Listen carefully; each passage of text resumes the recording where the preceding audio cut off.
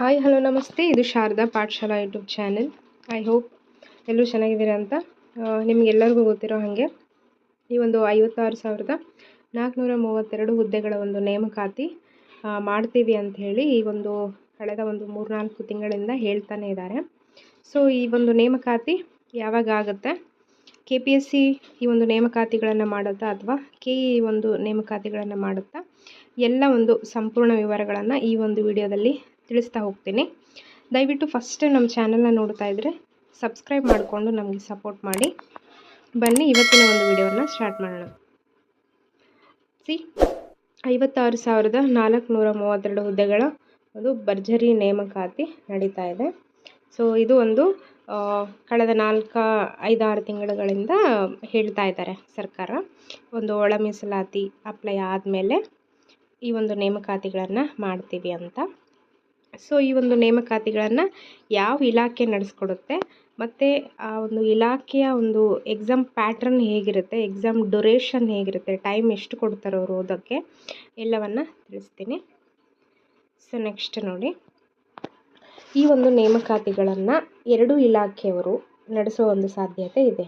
ಯಾರ್ಯಾರು ಅಂದರೆ KEದವರು and KPSC ಅವರು. ಓಕೆ, KPSC ಅವರು 2 ಇಲಾಖೆಯವರು ನಡೆಸುವಂತಹ ಸಾಧ್ಯತೆ ತುಂಬ ಇದೆ. 2 ಇಲಾಖೆಗಳಿಗೆ ಡಿಪಾರ್ಟ್ಮೆಂಟ್ ವೈಸು ಹಂಚಿಕೆ ಮಾಡಿ ಕೆಲವೊಂದು ಡಿಪಾರ್ಟ್ಮೆಂಟ್ಗಳನ್ನು KA ರಿಕ್ರೂಟ್ಮೆಂಟ್ ಮಾಡುತ್ತೆ, ಇನ್ನು ಕೆಲವು ಡಿಪಾರ್ಟ್ಮೆಂಟ್ಗಳನ್ನು KPSC ರಿಕ್ರೂಟ್ಮೆಂಟ್ ಮಾಡುತ್ತೆ. ಸೊ ಈ ಒಂದು 2 ಇಲಾಖೆಯ ಒಂದು ಡಿಫ್ರೆನ್ಸ್ ಏನು ಅಂತ ಹೇಳ್ತಾ ಹೋದರೆ, ಇದನ್ನು ತುಂಬ ಚೆನ್ನಾಗಿ ನೀವು ಅರ್ಥ ಮಾಡ್ಕೊಂಡಿರಬೇಕು. KEದವರು ರಿಕ್ರೂಟ್ಮೆಂಟ್ ಮಾಡಿದ್ರೆ ಹೆಂಗಿರುತ್ತೆ, KPSC ಅವರು ಮಾಡಿದ್ರೆ ಹೆಂಗಿರುತ್ತೆ ಅಂತ ನಾನು ಈ ಒಂದು ಈಗ ತಿಳಿಸ್ತಾ ಹೋಗ್ತೀನಿ. ನೋಡಿ, ಈಗ ಫಸ್ಟು KEದವರು ಎಕ್ಸಾಮ್ ಮಾಡಿದ್ರೆ ನಿಮಗೆ ಎಕ್ಸಾಮ್ ಟೈಮು, ಓಕೆ, ಅಪ್ಲಿಕೇಶನ್ಗೆ ಮತ್ತು ಎಕ್ಸಾಮಿಗೆ ಜಾಸ್ತಿ ಟೈಮ್ ಇರೋಂಗಿಲ್ಲ. ಮೋರ್ ದ್ಯಾನ್ ನಿಮಗೆ 1 ಮಂತ್ ಇರುತ್ತೆ ಅಂದ್ಕೊಳ್ಳಿ, ಅಷ್ಟೇ. ಇವರು ಜಾಸ್ತಿ ಟೈಮ್ ಕೊಡೋದಿಲ್ಲ KEದವರು. ಯಾಕೆ ಅಂತಂದರೆ ಇವರೊಂದು ಎಲ್ಲ ರಿಕ್ರೂಟ್ಮೆಂಟ್ಗಳು ನೀವು ನೋಡ್ತಾ ಇರ್ಬೋದು, VA ಆಗಿರ್ಬೋದು, ಇನ್ನೂ ಕೆಲವು ಇಲಾಖೆಗಳು ಡಿಪಾರ್ಟ್ಮೆಂಟ್ದು ನಡೆಸಿದ್ದಾರೆ ಇವರೆಲ್ಲ ಬೇಗ ಏನು ಕರೀತಾರೆ, ಅಪ್ಲಿಕೇಶನ್ ಇದು ಮಾಡ್ತಾರೆ, ಒಂದು 1 ಮಂತ್ ಗ್ಯಾಪ್ ಕೊಟ್ಟು ತಿರ್ಗಾ ನಿಮಗೆ ಎಕ್ಸಾಮನ್ನು ಕಂಡಕ್ಟ್ ಮಾಡ್ತಾರೆ. ಎಕ್ಸಾಮ್ ಏನು ಇದು ಇರೋದಿಲ್ಲ, ಟೈಮಿಂಗ್ ಯಾವುದೇ ಕೊಡೋದಿಲ್ಲ. ನೀವು ಇಲ್ಲಿ ಗಮನವಹಿಸಬೇಕಾದ ಒಂದು ಅಂಶ ಏನಂತಂದರೆ, ನಾವು ನೋಟಿಫಿಕೇಷನ್ ಆದಮೇಲೆ ಓದ್ತೀವಿ ಅಂತ ಕೂತ್ಕೊಂಡಿದ್ದೀರಲ್ಲ, ನಿಮಗೆಲ್ಲ ಇದೊಂದು ಎಚ್ಚರಿಕೆ ಆಗಬೇಕು. ಯಾಕೆ ಅಂದರೆ 1 ಮಂತಲ್ಲಿ ನೀವು ಯಾವುದೇ ಸಿಲೆಬಸ್ಸನ್ನು ಕವರ್ ಮಾಡೋಕ್ಕಾಗಲ್ಲ. ಸೊ ಹಾಗಾಗಿ ಈ ಒಂದು ಅಂಶವನ್ನು ತಲೆಯಲ್ಲಿ ಇಟ್ಕೋಬೇಕು. ಇನ್ನು KPSC ವಿಚಾರಕ್ಕೆ ಬಂದರೆ,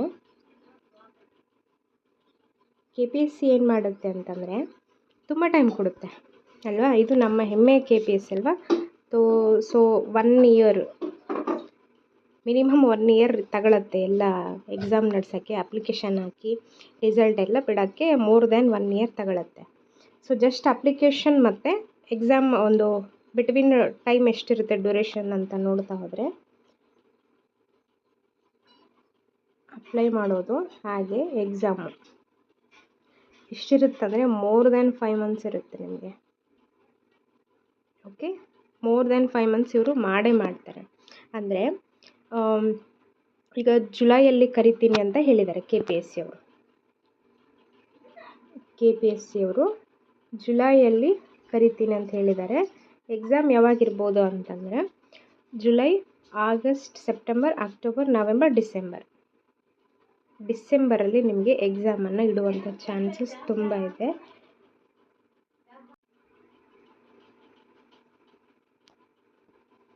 ಸೊ ನಿಮ್ಗೇನು ಮಾಡ್ತಾರೆ, ಅವರು ಡಿಸೆಂಬರಲ್ಲಿ ಎಕ್ಸಾಮನ್ನು ಕಂಡಕ್ಟ್ ಮಾಡ್ತಾರೆ. ಮತ್ತು ರಿಸಲ್ಟ್ ಬಿಡೋದು ಯಾವಾಗುತ್ತೆ, 2027 ಮತ್ತು ಆ ಕಡೆ ಒಂದು 6 ಮಂತ್ಸ್ 7 ಮಂತ್ಸ್ ತಗೋತಾರೆ. ನಿಯರ್ ಮತ್ತು ಜೂನಲ್ಲಿ ನಿಮಗೆ ರಿಸಲ್ಟ್ ಬಿಡುವಂಥ ಚಾನ್ಸಸ್ ಇರುತ್ತೆ. ಇದು KPSC ಒಂದು ನಮ್ಮ ಕರ್ಮಕಾಂಡ ಅಂತಲೇ ಹೇಳ್ಬೋದು. ತುಂಬ ಟೈಮ್ ತಗೊಳುತ್ತೆ.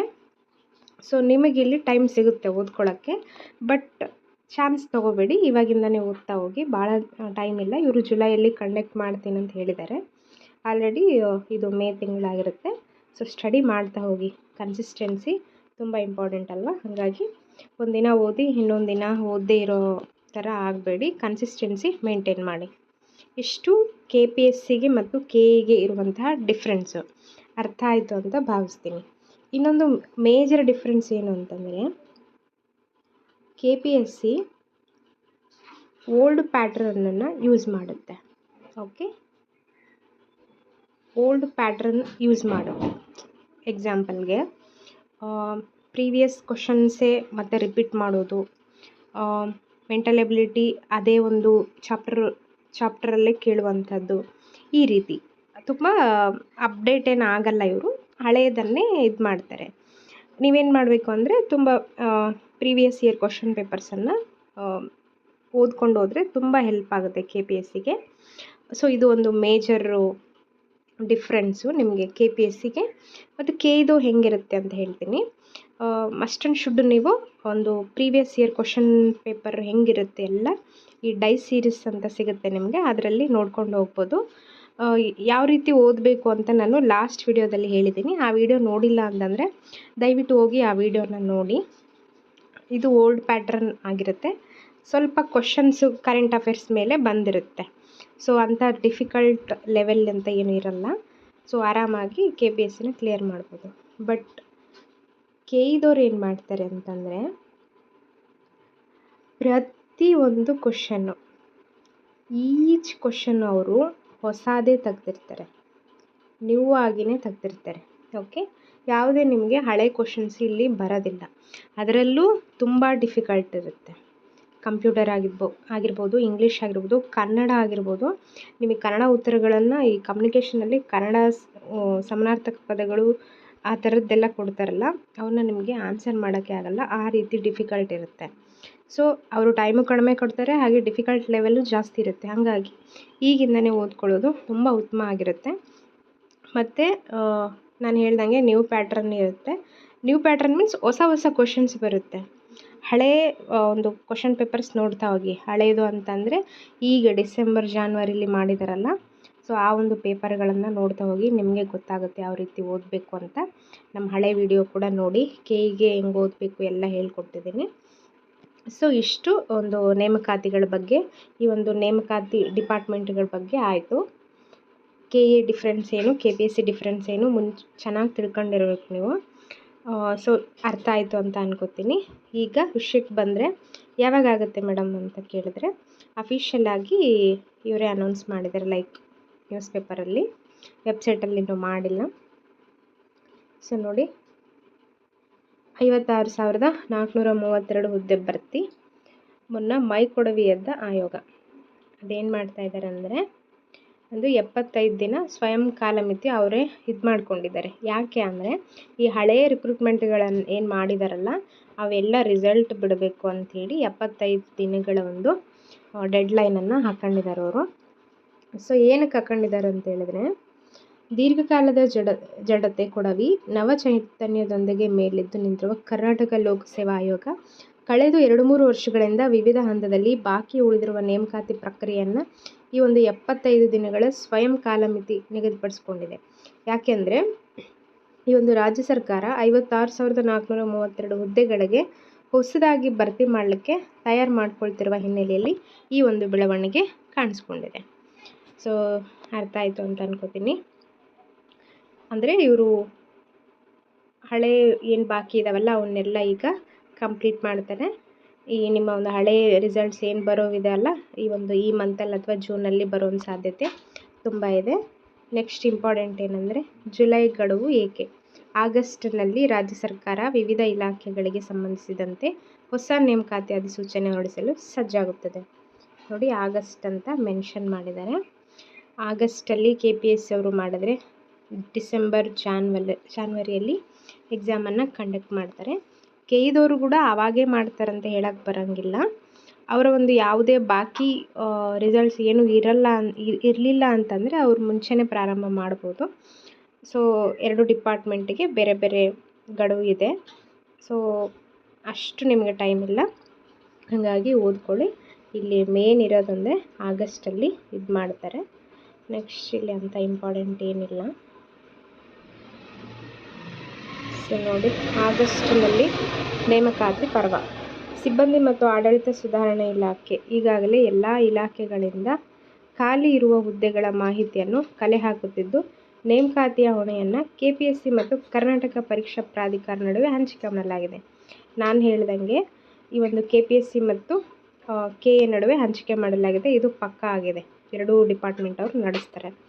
ಸರ್ಕಾರದ ಉನ್ನತ ಮೂಲಗಳು ತಿಳಿಸಿವೆ, ನೇಮಕ ಪ್ರಕ್ರಿಯೆಯಲ್ಲಿ ಗೊಂದಲವಾಗಬಾರದು ಮತ್ತು ತಡವಾಗಬಾರದು ಎಂಬ ಕಾರಣಕ್ಕೆ ಸಿಬ್ಬಂದಿ ಮತ್ತು ಆಡಳಿತ ಸುಧಾರಣೆ ಇಲಾಖೆಗೆ ವಿಶೇಷ ನಿಗಾ ವಹಿಸಲು ಸರ್ಕಾರದಿಂದ ಸೂಚನೆ ಇದೆ. ಸೊ ಇದೇನು ಬೇಡ ನಾನು ತಿಳ್ಕೊಳ್ಳೋದು ಏನಂದರೆ, ಆಗಸ್ಟ್ನಲ್ಲೇ ಒಂದು ಎಕ್ಸಾಮನ್ನು ಅಪ್ಲಿಕೇಶನನ್ನು ಕರಿಬೋದು ಅಂತ ಒಂದು ಓವರಾಲ್ ಆಗಿ ಒಂದು ಪೇಪರಲ್ಲಿ ಬಂದಿರತಕ್ಕಂಥದ್ದು. ಇಷ್ಟು ಒಂದು ಇವತ್ತಿನ ವಿಡಿಯೋ. ದಯವಿಟ್ಟು ಇವಾಗಿಂದನೇ ಓದೋಕ್ಕೆ ಸ್ಟಾರ್ಟ್ ಮಾಡಿ. ರಿಸಲ್ಟಲ್ಲಿ ನಿಮ್ಮ ಹೆಸರಿರಬೇಕು ಅಂತಂದರೆ ಇವತ್ತಿಂದನೇ ಓದೋಕ್ಕೆ ಸ್ಟಾರ್ಟ್ ಮಾಡಿ. ಲಾಸ್ಟ್ ವಿಡಿಯೋನ ನೋಡಿ, ನಾನು ಯಾವ ರೀತಿ ಓದಬೇಕು ಅಂತ ಡೀಟೇಲಾಗಿ ಎಕ್ಸ್ಪ್ಲೇನ್ ಮಾಡಿದ್ದೀನಿ. ಸೊ ಅದನ್ನೆಲ್ಲ ಫಾಲೋ ಅಪ್ ಮಾಡಿ ಓದಿ. ಇವತ್ತಿನ ವಿಡಿಯೋನ ಇಲ್ಲಿಗೆ ಎಂಡ್ ಮಾಡೋಣ. ಫಸ್ಟ್ ನಮ್ಮ ಚಾನಲ್ನ ನೋಡ್ತಾ ಇದ್ದರೆ ದಯವಿಟ್ಟು ಸಬ್ಸ್ಕ್ರೈಬ್ ಮಾಡ್ಕೊಂಡು ನಮಗೆ ಸಪೋರ್ಟ್ ಮಾಡಿ. ಥ್ಯಾಂಕ್ ಯು, ಧನ್ಯವಾದಗಳು.